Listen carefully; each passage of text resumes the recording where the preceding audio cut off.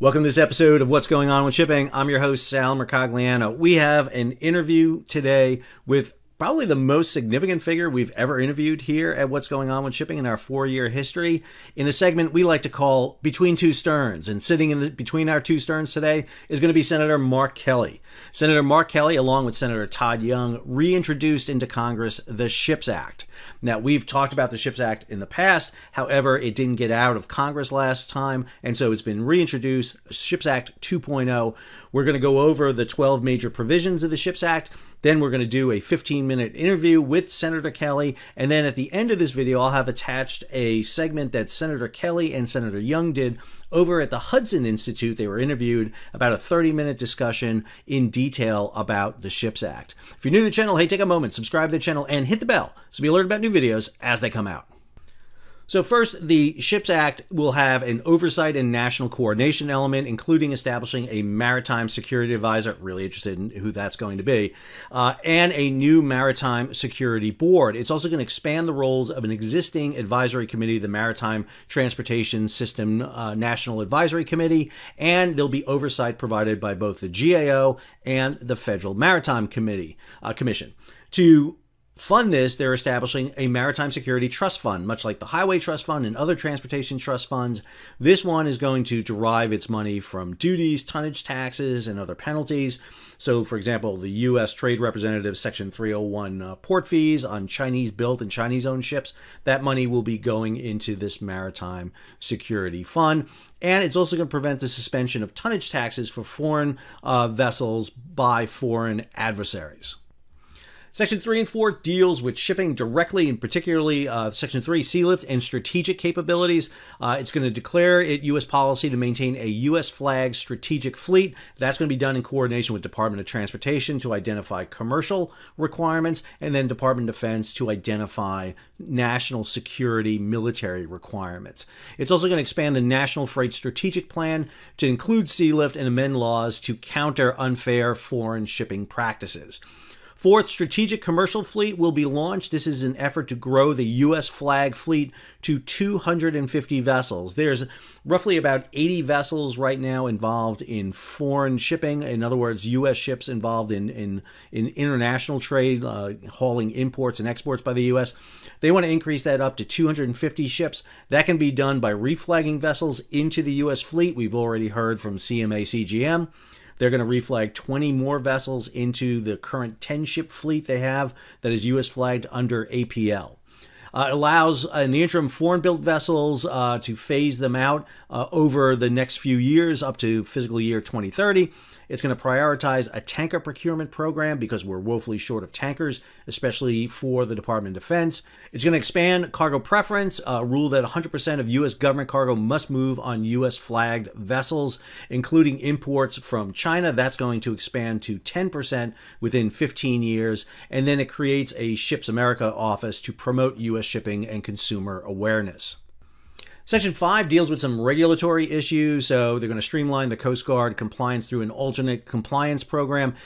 Coast Guard regulations are usually much more stringent than, for example, IMO, and you see that in the next one where it says it's going to form a rulemaking committee to align U.S. maritime regulations with IMO standards, and then it's going to modify the existing 1851 Limitation of Liability Act. You may remember when the Dolly hit the bridge in Baltimore, the ship claimed limitation of liability to basically defer a lot of expenses. You can't sue more than the cost of the vessel and cargo. Finally, there's going to be a lot of investment in shipbuilding, talking about authorizing $250 million annually for domestic shipbuilding projects, not for shipbuilding, but for shipbuilding projects, $100 million a year for small shipyards. It's going to convert Title 11 financing into a revolving loan fund, which I think is key because it's not being authorized enough money right now. It's going to modernize the construction and capital construction funds, opening them to more maritime sector areas, including marine terminals. It's going to streamline environmental reviews and unlock DOE, Department of Energy, loan guarantees. And then it's going to target and really mandate assessments of Chinese-linked logistics threats like logging, which is a system that tracks cargo. So again, a lot of investment and reform in this new SHIPS Act. Section 7 looks at defense shipbuilding integration, DoD and Navy to incorporate commercial best practices. One of the problems we've had is U.S. shipyards, private shipyards, have become sole source to the U.S. Navy. There's no competition there. And so when you only have one customer, you build to meet that customer's needs. It's also going to enhance the recruitment and retention for the Military Sealift Command, the largest employer of merchant mariners. They employ about 5,000 mariners directly and about 1,200 through contract ships. And innovation and infrastructure is going to fund maritime innovation incubators at $50 million a year, focusing on R&D. I love to see start focusing on some of those ship propulsion issues, like small modular reactors. I think that's going to be absolutely critical for us to enhance our ability to really become a major innovator in shipping. And then it strengthens ties to the National Shipbuilding Research Program. And then workforce development. This is really a twofold issue. It deals with both ashore and afloat. It's going to make mariners and shipyard workers eligible for public service, loan forgiveness, and GI Bill benefits. I think that's really key for merchant mariners, especially that latter. I sailed on board a hospital ship alongside my wife during the Persian Gulf War. She was eligible for GI benefits, everything. I was a merchant mariner and employee of the U.S. government, and I got nothing, squat. Which is, I'm not bitter about it, but I'm just saying if you want to really encourage people to go into an industry, especially where 1 out of every 5 U.S. Navy ships are crewed by merchant mariners, you should treat them better than second-class citizens. Goes on here, establishes new recruiting pipelines via DoD schools and transition programs. They've got to modernize how to get your merchant marine credentials. I've talked about this a lot. And then expand support for the Navy Sea Cadet Corps and the international academic exchanges in naval architecture. Sea Cadets are a fantastic system. It's kind of like the Boys and Girl Scouts for the Navy. It gets them involved. I want to see even more of that down into high school and community college levels. Let's get this promoted. I think it's a really key thing. Number 10 looks at the Merchant Marine Academies, specifically modernizing the U.S. Merchant Marine Academy. It needs funding. It's in decrepit shape. It is not good. And this should be a priority. There's already bills in Congress to do this. Senator Duffy, the Secretary of Transportation, has put this as a priority. And then boost support and enrollment for the state maritime academies. 6 state maritime academies: Michigan, California, Texas, Maine, Massachusetts, and of course, how can we forget the best of them all, New York. And so including scholarships, training ship integration, naval exercises. I mean, we should do a lot to encourage the cadets and midshipmen at those schools to get their credentials, get their licenses, and more importantly, be able to keep it up, which goes into the next one here. Digitizes the merchant marine credentialing system, revises training standards, and clarifies renewal. Right now, the system is broke. I can't say it any more than that. It is the 11th of 11 missions for the U.S. Coast Guard. The merchant marine credentialing is located in the maritime state of West Virginia. I'm not kidding. It's there because of Senator Byrd putting it up there a long time ago. We need to update this immensely. And again, I don't think the Coast Guard should be certifying and giving credentials to merchant mariners. The Air Force doesn't do it for commercial pilots. The Army doesn't do it for truck drivers. I don't know why the Coast Guard still does this. It should be privatized or under the Maritime Administration. And then authorize an emergency reactivation of expired merchant marine credentials. Yes, I would love to go back out to sea for a month or two every summer on a school training ship, but for me to get my license back up and running would cost a huge amount of money and a massive amount of time to get it going. And last but not least, 12, tax incentives. Now, I should note that the SHIPS Act is a little bit different as it was implemented. All the other provisions are in one act. The tax incentives are in a separate bill. So there's actually 2 bills going up. Building Ships in America Act. So this establishes a 33% tax credit for building U.S. flag vessels. Most tax incentives are usually about 25%, but this is a 33%. Exempts various maritime program payments from gross income. Expands access to tonnage tax regimes and capital gains employees in new maritime prosperity zones, and creates a 25% tax credit for investment in shipyards and repair facilities. I think the tax incentives need to be expanded, in my opinion. This is just my opinion on it. I think, for example, merchant mariners sailing on their licenses should be given tax exemption for their federal income tax. I think that we should be seeing more opportunity for low interest loans from the government. Building a ship is a huge investment because you don't get that ship for 3 to 5 years. We need to do more for that. We need to be able to defer the costs on the back end. And more importantly, if you're going to invest and buy a ship, the government should be there to provide some sort of safety net to buy the ship back or take it out of your hands, put it into a layup status so it can be used again another time. But again, that's my own opinion. But this is the way the Ships Act is currently laid out. All right, now I want to take you over to my interview with Senator Kelly, and then afterwards we're going to hop into the interview that he and Senator Young did over at the Hudson Institute. So we're joined by Senator Mark Kelly, Democrat from the state of Arizona, former astronaut, former Navy sailor, a graduate of the U.S. Merchant Marine Academy. And sir, thank you for being with us on what we like to call here Between Two Sterns. Well, Sal, thank you for having me on. Sir, as a former sailor, I can't help but notice you were doing a lot of ship talk yesterday, and mainly because you and a slew of people were introducing the new Ships Act, the 2.0 version. Yourself, Senator Todd Young, Republican from Indiana, co-authoring that, bringing it up. I was wondering if you could introduce to our viewers here what exactly this new Ships Act entails and why is it important to everybody? Well, Sal, let me talk about the importance part first. So you say, yeah, I am a sailor. I was a naval aviator in the United States Navy, but I also went to the U.S. Merchant Marine Academy. And between 1982 and 1986, when I was there were probably around 500 or so U.S. flagged ships in international commerce. By the time I was in the first Gulf War in 1991, that number was down to 400. And those ships actually helped us get some of that combat power over to the Middle East, which we really needed. And today we do have a military sea lift command. We did then as well, but the number of U.S. flagships continues to go down. That number in 1991 was 400. Today it's 80. China has 5,500. And I'm sure your viewers understand the problem. And that it's unsustainable. And we have to do something to fix this. So the Ships for America Act is the legislation that is needed right now to get this industry back on track. And it's not only about building merchant ships. If we fix the merchant ship problem and we build the ecosystem to make these commercial vessels, and that means fixing the capacity at U.S. shipyards and having the right workforce and then flagging the ships and having the incentives in place, then we will also be able to build more Navy ships. We need the supply chains. We need the shipyard capacity. So this is a national security issue for us and an economic security issue as well.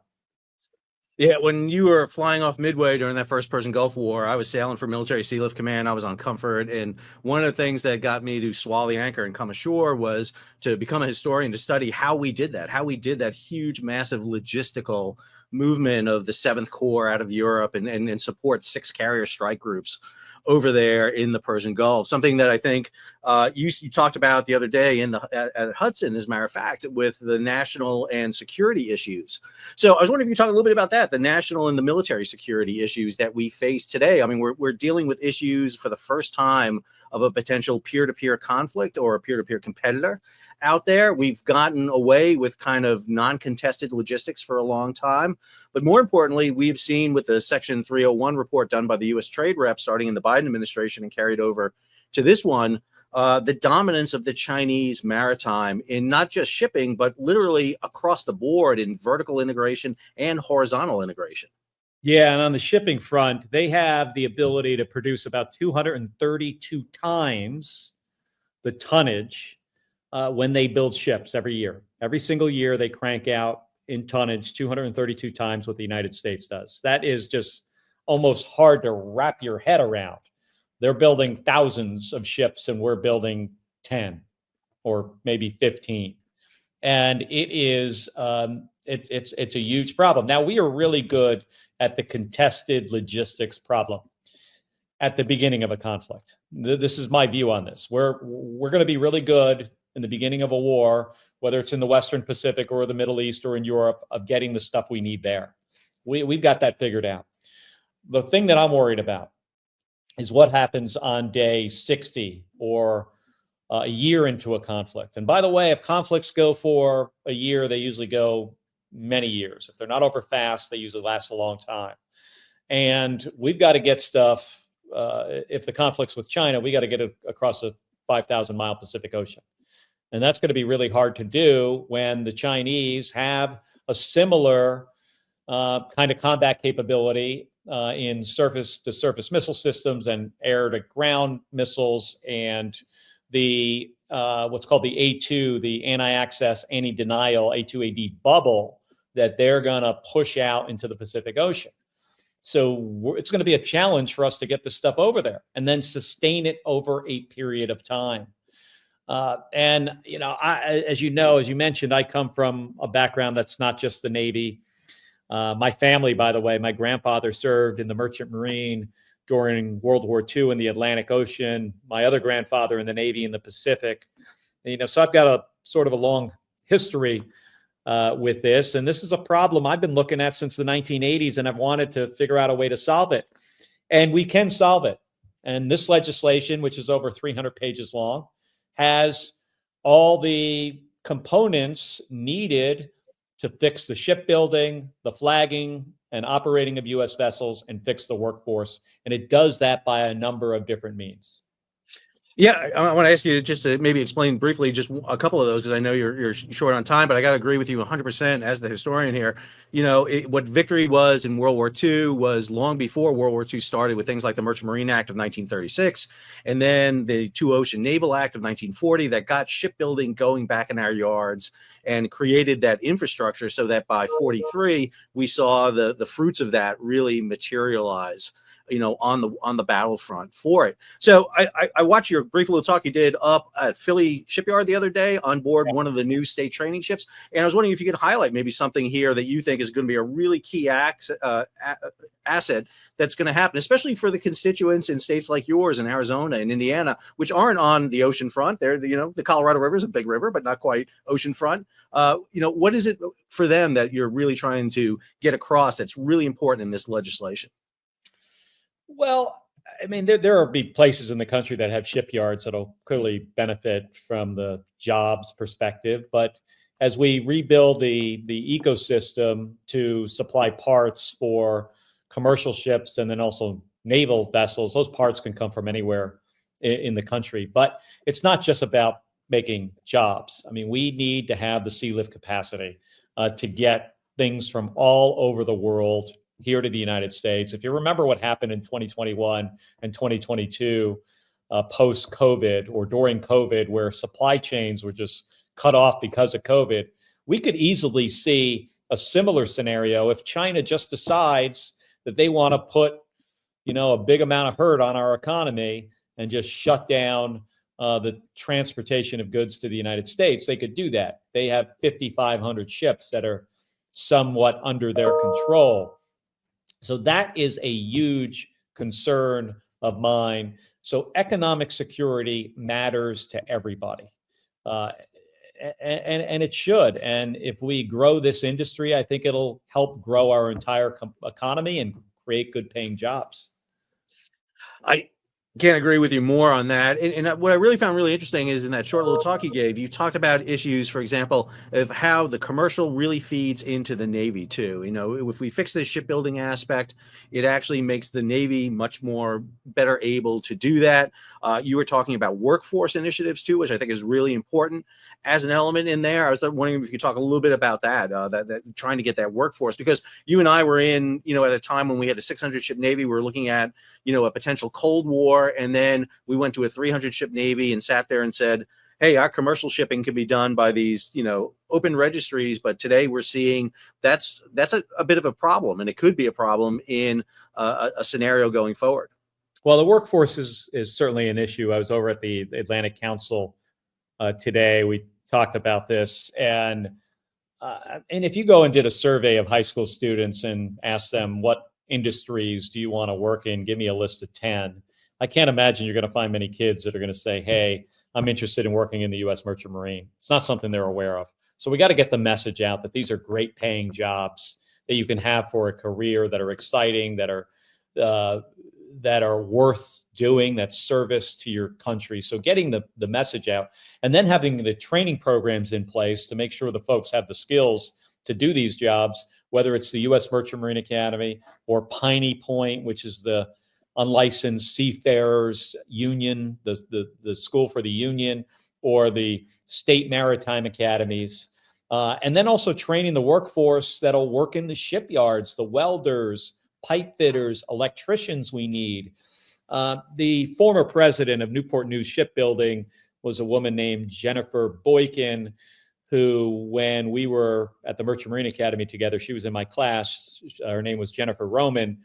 And she was, at the highest level of leadership there at Newport News. And she used to always tell me one of the biggest challenges she faced in trying to get two, submarines out the door every year, Virginia-class subs, or get that next aircraft carrier built, was having the workforce to build the ships. Now, they train a lot of their own workers, but they also need to, and they're trying to pay them more so they can retain them.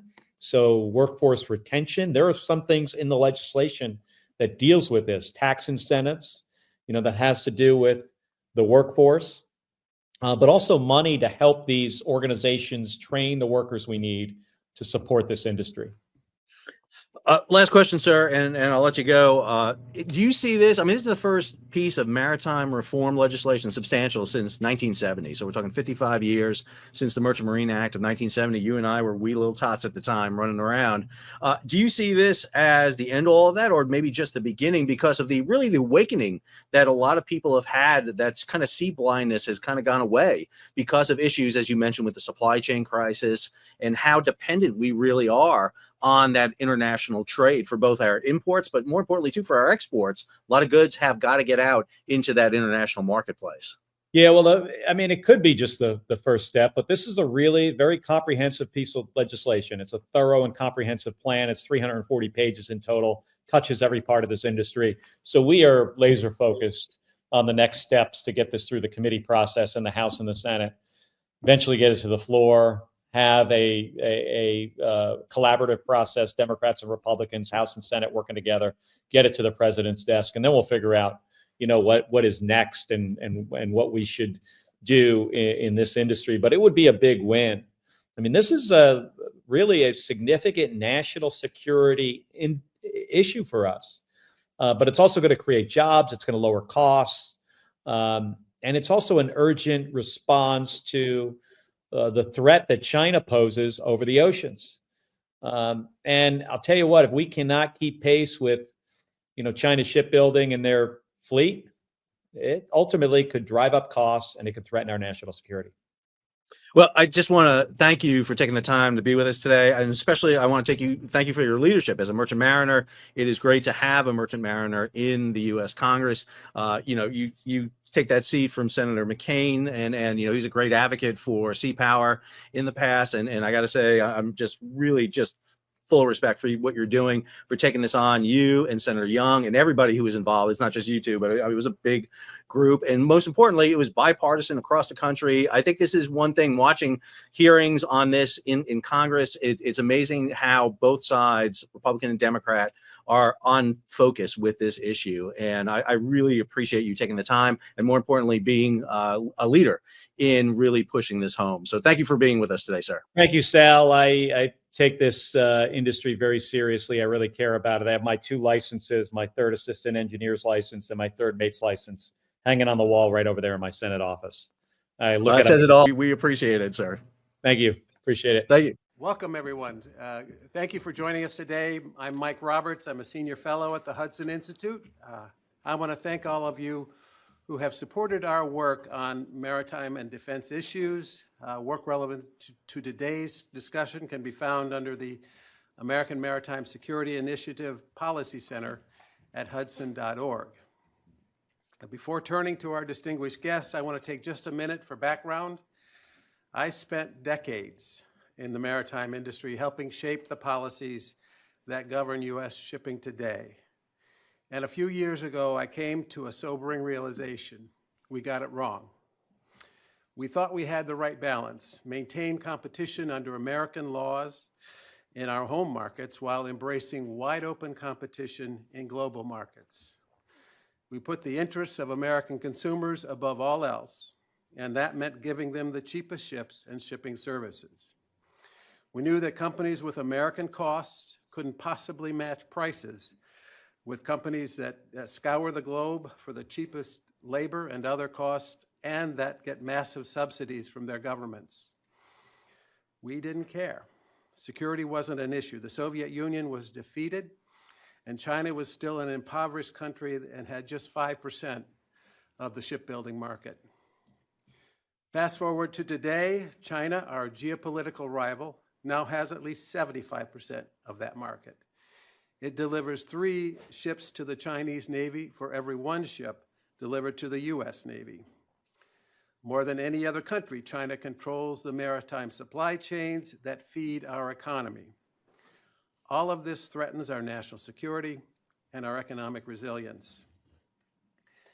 Thanks to the leadership of Senators Kelly, Young, and key House members, we now have a smart, comprehensive bill announced just this morning that can restore American strength in shipping and shipbuilding.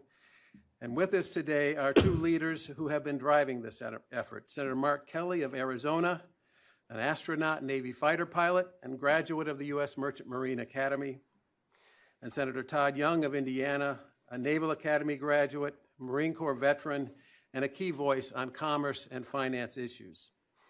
It's an honor to have you here today, and thank you for your service. Thank you. Moderating today's conversation is my colleague Brian Clark, Senior Fellow and Director at Hudson's Center for Defense Concepts and Technology. Over to you, Brian. Thank you, Mike, and thank you, Senators, for being here. It's funny that we've got 2 Navy Academy graduates, 3 Navy people, but no surface warfare officers here. So we're going to talk about the surface fleet. But thank you very much for being here. So this morning, we released the Ships for America Act back into the mix so that we could look at it as part of the legislative calendar for this year. So how does this fit in with the other activities we've seen on the maritime industry over the last month? The executive order that came out from the White House. There's a reconciliation bill that's now been introduced on the House side. How do these fit together, and why is it important for us to pursue the Ships for America Act now? Well, let me start, Brian. Thank you. Michael, thank you for the opportunity to come here today. It's great for Todd and I to get out here, especially today, and talk about this legislation. It's really important to our national security. I think when the trade representative identified that we've got this problem, and obviously we've known about this problem for a long time. It's a problem that has existed all the way back to when I was a freshman, plebe, at the U.S. Merchant Marine Academy, and before that. Back then we had 400 or 500 ocean-going merchant ships in U.S. trade. That number definitely went down to about 400 when I was in the first Gulf War. Today it's 80. China has 5,500, and their shipbuilding capacity just dwarfs. I mean, it's just huge compared to what we have. So our original House co-sponsor on this legislation was Mike Waltz, who just happened to become the National Security Advisor, which is rather helpful.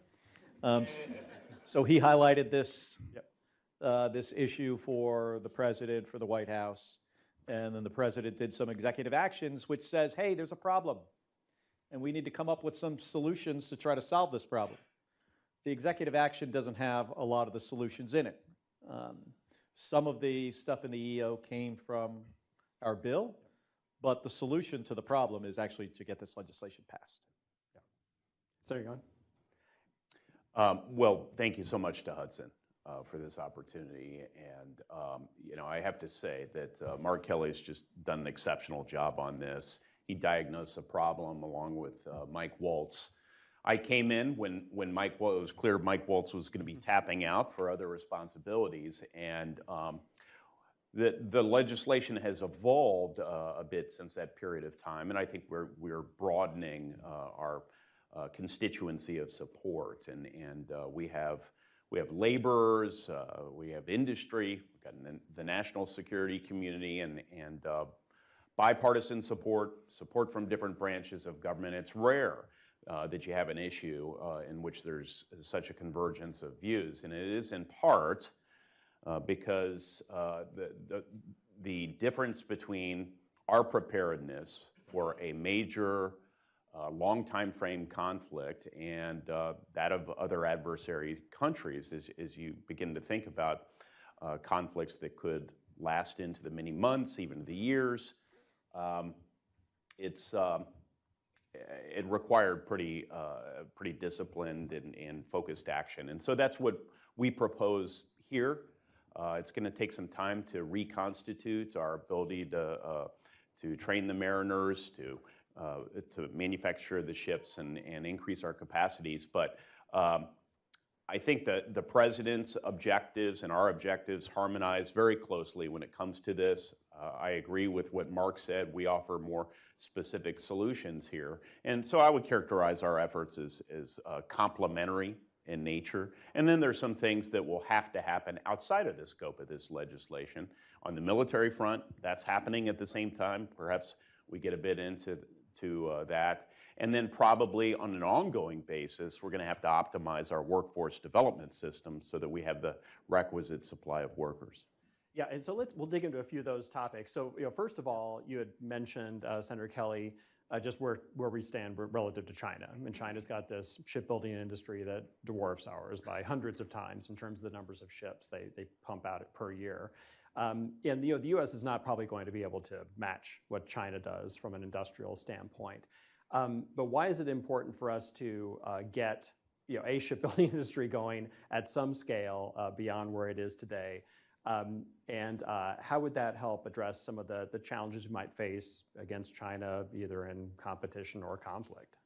I'd say one of the things our military is really good at is contested logistics. And we have the Military Sea Lift Command. We've got a transportation command that is phenomenal. You saw this especially during the first Gulf War, 1991, getting all that combat power to the other side of the planet very quickly, staging it, ready. In that case, against Iraq, we were not facing a near-peer adversary. If we were in a conflict with China, they are a significant threat, especially when you consider we have to go across the 5,000-mile ocean, and there, if the conflict's over Taiwan, 100 miles off their shore. And I think we would do well in the first days of any conflict with China. What I worry about is, what does the second and third month look like? Right. What does year 2 look like if it's a protracted conflict? And they've got a significant submarine force. They've got the ability to project power out hundreds and hundreds of miles out into the Pacific. And if history is any indicator, a naval conflict, naval air conflict like that, you'd wind up with a lot of that capacity at the bottom of the ocean.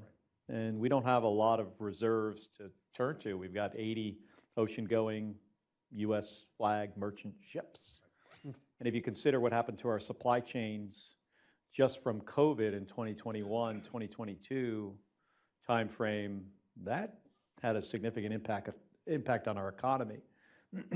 If conflict with China would be much, much worse than that. Right. So we've got to be able to get stuff, we've got to be able to move stuff around. And what I really worry about, even beyond just conflict with China, is them just deciding, one day they're not going to support our economy anymore, just to send a message, or maybe that becomes the opening of their move to repatriate Taiwan. Right, right.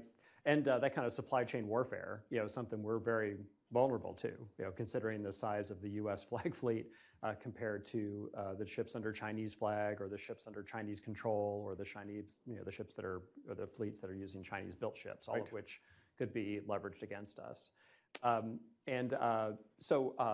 Senator Young, one of the things that the bill does is create this strategic commercial fleet to try to put more ships under U.S. flag and maximize or increase by 3 times the number of ships that we've got operating under U.S. carriers.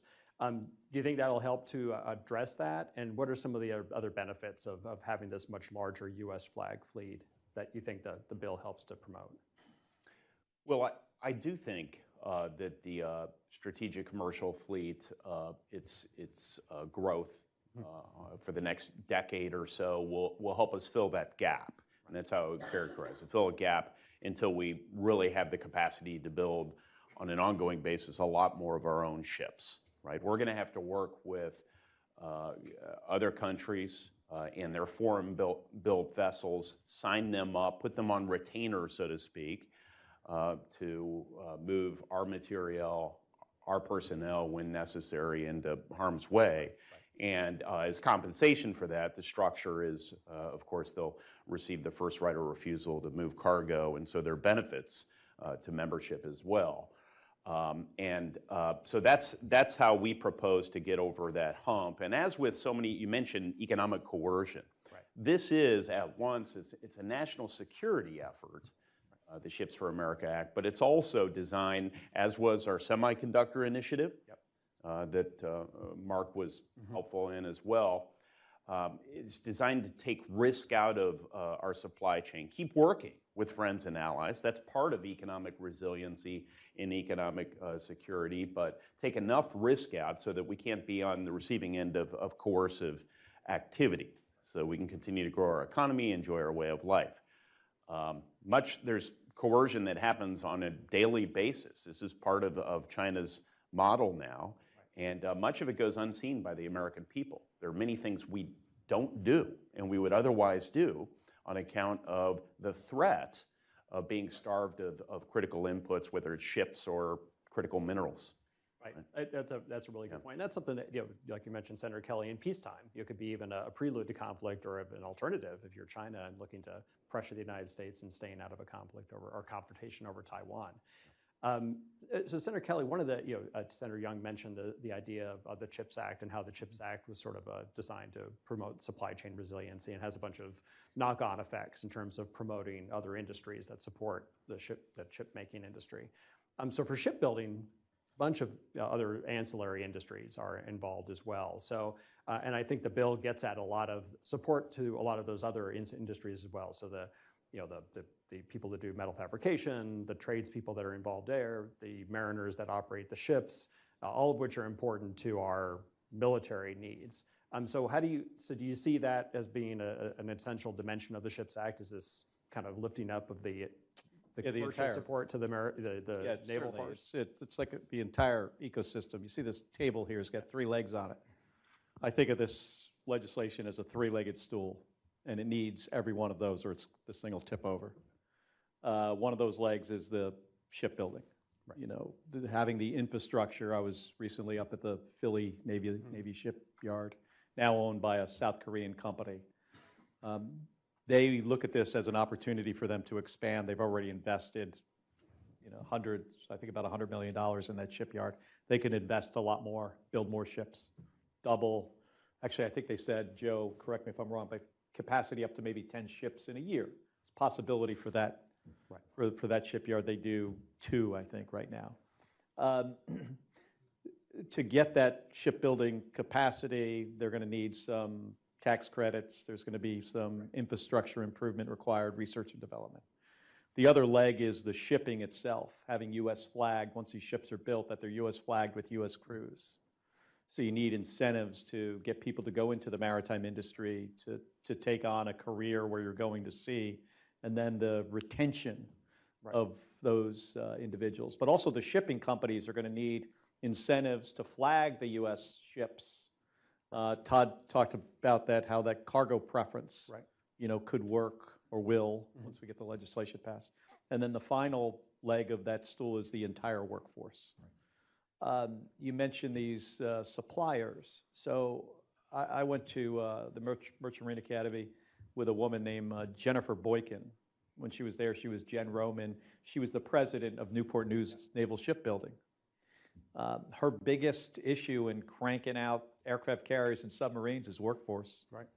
Having the people who can, weld the hulls together and install valves and pumps and all that machinery is a real problem, finding the workforce. And then after that, it's having all the supply chain available. How many companies in the United States build valves that are certified for Navy ships? You just can't go to any old company and buy a valve that's going to go into a Virginia-class submarine. So by getting this legislation passed and building the commercial maritime industry, it has this ancillary benefit of supporting our naval shipbuilding. which, as you mentioned, the Chinese, I would say our quality is still better. Yeah. Certainly in aircraft carriers and submarines, but the quantity, has a qualitative effect all on its own. Right, absolutely. And so, Senator Young, in the reconciliation bill, there's a lot of money going toward naval shipbuilding. So investing in more ships, putting money into shipyards, putting money into workforce development on the naval side. Do you think there'll be opportunities for some of that to maybe benefit the commercial side as well? Because I think there's probably commonalities in the supply chain. There's obviously commonalities in workforce. Are there ways to take advantage of this kind of dual track of investment, if you will, between the SHIPS Act and what's going on with reconciliation? It's not coincidental that we're introducing this legislation at the very time that Chairman Wicker, Ranking Member Reid are intently focused on rebuilding the United States Navy, right? Because these are complementary investments. They're not synonymous, right? But the way we're thinking about our first step is first rebuild the commercial shipbuilding capacity as Chairman Wicker and Senator Reid build the Navy, and then our workforce training initiatives, our shipyard initiatives, and all the other facets of this multifaceted legislation can be optimized over time and integrated with DoD's efforts. And so who's going to do that work, that fine-tuning across government walls? Well, I mean, we also bake that into this structure by establishing a National Maritime Office in the White House, because this initiative spans from Department of Labor to education, to DoD, to commerce, to transportation, and on. So it's essential that from the beginning we have somebody coming up with strategic plans to review and optimize. But first we have to get started, right? Right. That makes sense. So, Senator Kelly, we talked about workforce a couple of times here, and it seems like that's going to be a big challenge. It's already a challenge in the shipbuilding industry that we have now that's focused mostly on naval shipbuilding. And it's even a problem in the mariner workforce, where if you talk to Maritime SEAL Command, they're short thousands of mariners, and they're having to lay up ships because they don't have enough mariners to staff them. So how does the SHIPS Act start to promote more people going into the maritime industry as a career choice? Is it just by creating a demand signal, or there's other incentives? Well, first we've got to make people aware that these are great paying careers, and it could span an entire career. Jobs that in some cases require a 4-year education, whether at the U.S. Merchant Marine Academy or one of the state schools. Mike Fossum here in the front row is the head of the Texas A&M Maritime School in Galveston. We flew in space together twice, and not many people I've flown in space with 2 times. Mike's one of the few. And we need these schools to be at full capacity. I've talked to Mike about this before. Attracting students that are willing to take on this career is a little bit of a challenge, but that's because you just need to educate people and tell them that these opportunities are there. And then the facilities have to be in good shape. The U.S. Merchant Marine Academy, where I went, Kings Point, New York, suffers some rather significant infrastructure problems. We're trying to address that. That's addressed in the bill. And the funding for the state schools is addressed in the bill, making sure they have the training ships they need. There are ships being built right now from previous defense bills, but we've got to have these facilities operating at their full capacity. And then also for the unlicensed crew members, there are seafarer schools. There's one in Piney Point, Maryland. There's others around the country that they need to have the resources to run really great programs. And then we have to have incentives for people to stay in the industry. And some of that is in the legislation as well. Right. One of the things you had mentioned, Senator Young, is the role of allies in this effort to try to improve U.S. shipbuilding. So Hanwha recently invested in the Philly shipyard. Other foreign companies are looking to make investments in the U.S. There, obviously, some have already. Austal has a investor, obviously owns Austal USA. Marinette Marine is a subsidiary of Fincantieri. So how do we see our allies being able to contribute to this effort to revitalize the U.S. shipbuilding industry? A number of our allies, South Koreans in particular, I've had several direct conversations with them, some with the Japanese. They have capital. They have capital looking for opportunities right now. They see opportunities here because of their core competencies in shipbuilding. And we have a model from the CHIPS Act in which this sort of partnership has occurred. So we need to build on that success.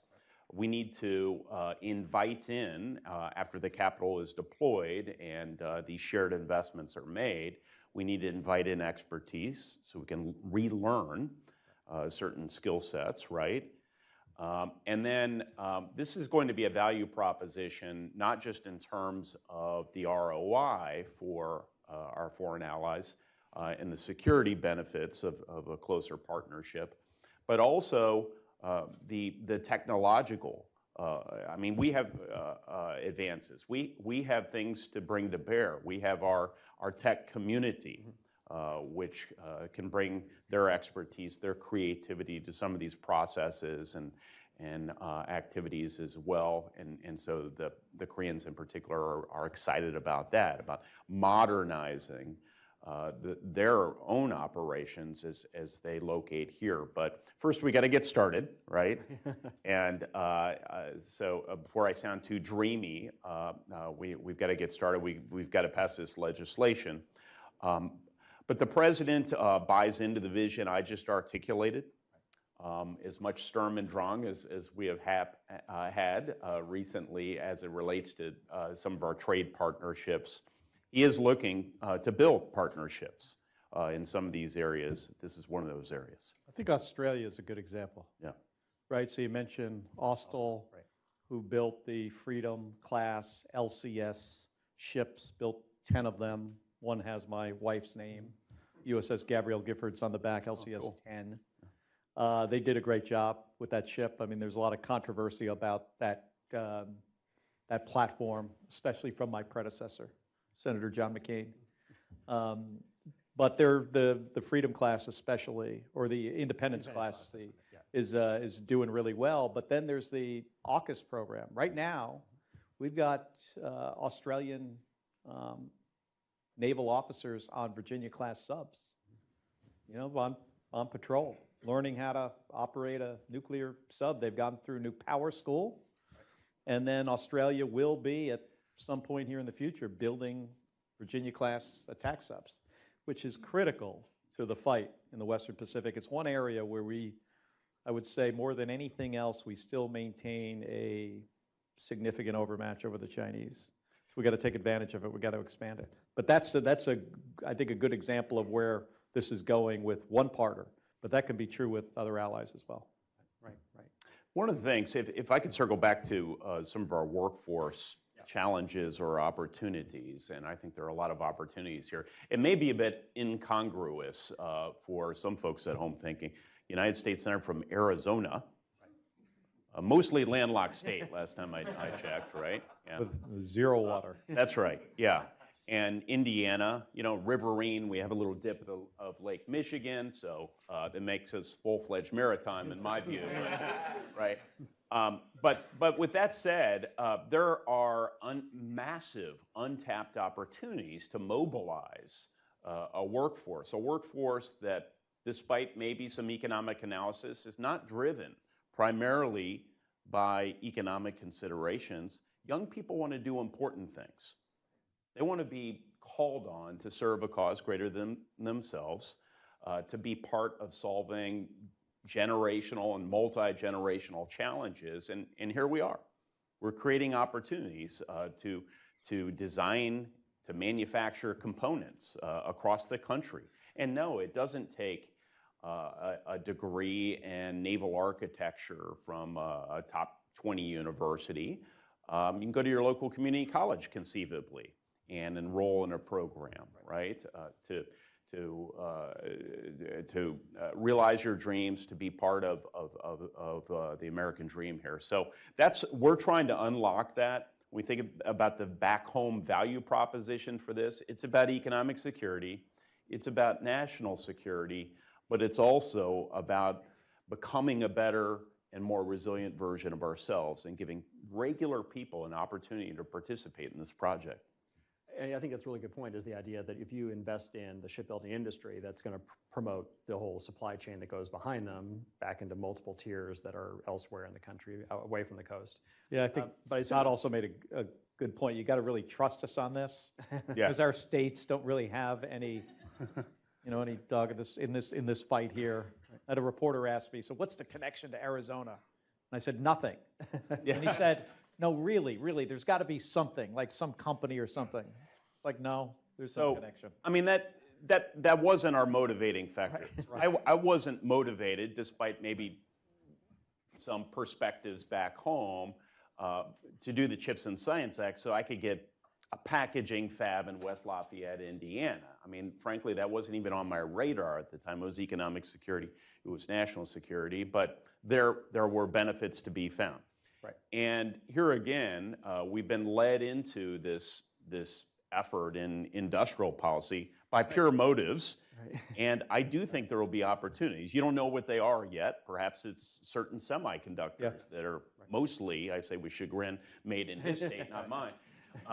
But that will go in there. In my own state, I've already discovered some value propositions. We have Rolls-Royce.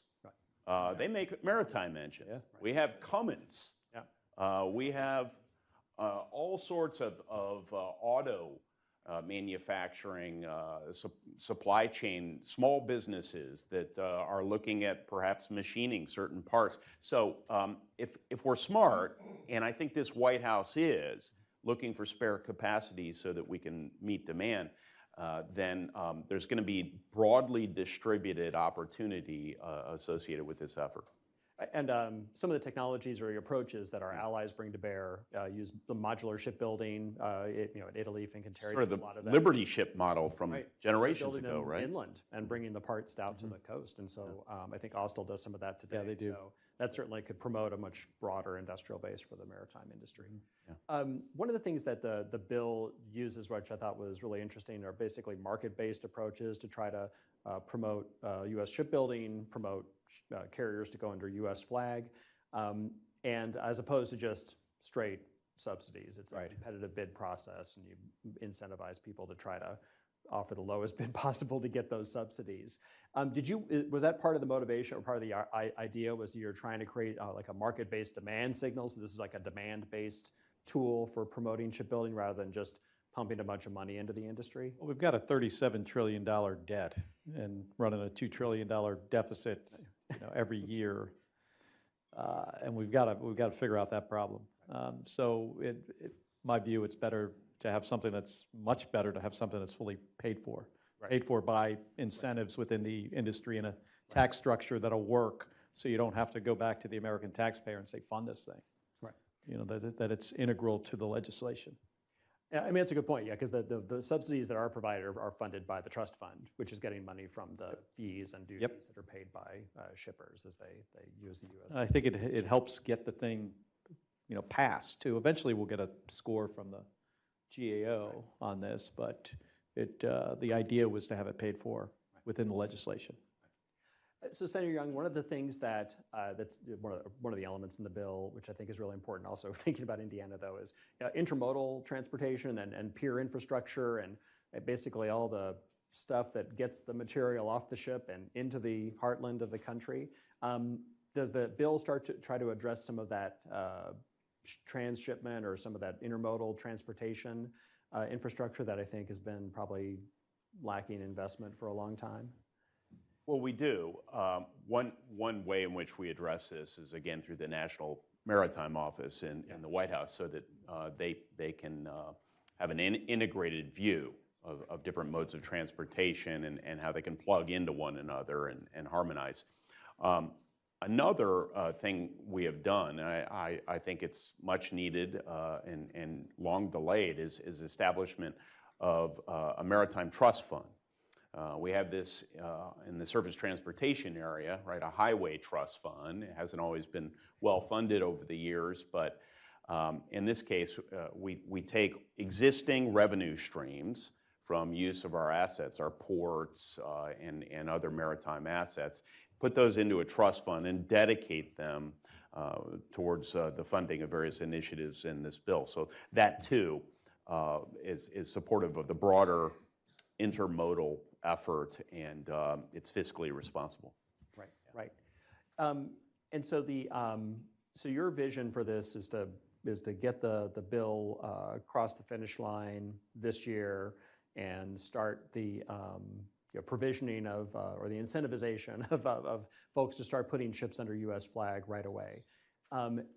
Some of the things that we've heard recently in terms of U.S. shipping vulnerabilities are LNG tankers. I guess one thing that industry is challenged by is a lack of capacity that's not Chinese built or Chinese controlled. Yeah, we don't build any here. Right, and so do you think that we'll start to see some kind of immediate benefits in terms of the resiliency of our shipping fleet and our ability to overcome some of the supply chain disruptions China might want to impose? Yeah, I mean that's the ultimate goal. 250 ships, ocean going, U.S. flagged in 10 years, just for a start. And I know that's not 5,500 like the Chinese have, but it's a hell of a lot better than 80. Right. And that could include LNG ships. I know the Speaker of the House is rather interested, coming from Louisiana, and the opportunities that we have there with a LNG port that he's interested in having built. It would be beneficial to our national security to be able to move liquefied gas around. So, Senator Young, believe it or not, we're making some vessels that they don't move LNG. They're smaller at Corn Island Shipyard in Lamar, Indiana, on the Ohio River. And Don Fursh, if you're watching, he's probably not, but there may be an opportunity for him. Years ago, he mentioned this to me. He said, I've thought maybe someday, he said, maybe I'm dreaming, I've thought about maybe building LNG vessels right here on the Ohio. Huh? Is he the CEO of the company? Yeah, oh yeah, yeah, Don Fursh. His grandson is a Naval Academy grad, so sea power is in his blood, right? But I mean, that's just an illustration. If you can create this market signal, the doers and dreamers start to, they start to get organized. Right, right. I think what we would probably see I guess one thing is getting the ability to be reliably able to move troops and material also overseas in the event of a confrontation with China. I think that's one thing that you had mentioned at the beginning, Senator Kelly. Yeah, we're not going to get control of a Chinese ship, even if that ship is coming to and from the United States. But U.S. flagships, the United States government has the right to take control in time of war and use those commercial ships for whatever purpose we need for our own national defense. Right, right.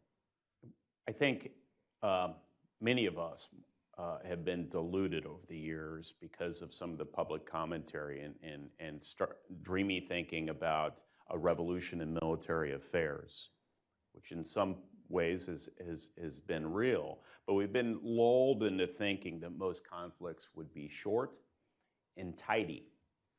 And I think many of our military planners have perpetuated that view, right? And it's great if we can finish our conflicts like Gulf War I, right? But when we start to move into a several months or several year long effort, which is what modern history shows is quite common, right? Are we prepared? Clearly we're not. I mean, look at Ukraine and our military industrial base. So shame on us if we don't make the requisite changes now. And I think historically, any conflict that lasts more than a year tends to last many years. If they're not short, they tend to be very long. Right. I also think it's important to recognize that and I know right now we're trying to retool, reposition our forces for conflict in the Western Pacific. And part of what this is about, it's about our economy. It's also about our national security. Right. It's a combination of those two things. But as we, constantly make changes to our Department of Defense and what our national strategy is going to be on defense, I also think it's important to recognize that usually the war we plan for is not the one we wind up getting in. Right. So we got to be aware of that too. We got to be kind of flexible here. Right. Well, I mean, it brings up the point. The Pentagon's moving towards this idea of a lot of small, attritable, uncrewed systems we're going to use to be able to stop Chinese aggression, to attack targets downrange, and those things have to get over there somehow. If we're going to, once we use the initial supply that's in theater, you have to come up with a way to ship the rest of them into theater as the fight continues. It's totally a different topic, but this, idea of drone warfare that we see over land between Russia and Ukraine, it assumes that you have some control over the electronic warfare environment. Not necessarily going to be true, here in the future. This push to go to more unmanned systems, I think it's a little bit premature. That's why I've been a big proponent of NGAD. I think we need at least one more fighter, because when things go to shit, it's the guy in the cockpit that can still get to the target, get the bombs on the target. It's not really true necessarily for unmanned systems right now. Right. We could talk later about FAXX, where the Navy's. Yeah, that too. I just want to make a point. I've lost track of time here, but we've talked a lot about military power. There's been some reference by both of us to economic coercion and economic security, but I just want to underscore the fact we are a trading nation. We've been a trading nation and therefore emphasize the importance of having a Navy to defend our sea lines of trade and communication for generations, going back to the 1790s, right? And it was pretty early in our history, from the War of 1812 to the Barbary pirates and the harassment. Became clear we need a robust merchant marine and a United States Navy to defend our way of life, to grow our economy, et cetera. And we're incredibly vulnerable right now if we don't bolster that capacity. This is not just about, God forbid, military conflict, a major military and longstanding military conflict. This is about day-to-day trading and not having to ask Mother May I in order to bring goods here and send them there, right? Well, and just as we close this out, Senator Kelly, I think if you don't have a strong maritime industry, though, in wartime, you don't have something to fall back on to build that next tranche of ships that are going to replace the ones that you lose in the initial confrontation, like we saw in World War II. So it seems like there's definitely a need to create this industry or to revitalize an industry that we're going to depend on. We've sort of gotten into kind of in the mode of, well, we only need the ships we're building right now as opposed to the ones we might build in the future once the fight starts. Yeah, we went through this before, before World War II with Liberty ships, and we had a program to rapidly build ships for that conflict. Yeah, I think our geography is kind of a double-edged sword. We have got oceans on both sides, which has been great for some, from one perspective. On the other perspective, it also makes us vulnerable to getting stuff here if we are facing adversaries that could interfere with shipping lanes and shipping capacity. And then on top of it, if we do strengthen this industry, the commercial maritime industry with the workforce and the shipbuilding and the flagging of U.S. ships, it will help our naval shipbuilding, without a doubt. I don't look at it, some people have said, well, it's going to compete. If we have a bigger maritime industry, it can lift up places like Newport News and Electric Boat and other folks that build naval ships. And that's the ultimate goal here, is to make our economy more resilient, to our major adversaries, and to have just the national security capacity we need. Absolutely. Well, I think that's a good place to end it. Thank you very much, Senator Mark Kelly from Arizona, Senator Todd Young from Indiana. Thank you. Appreciate it.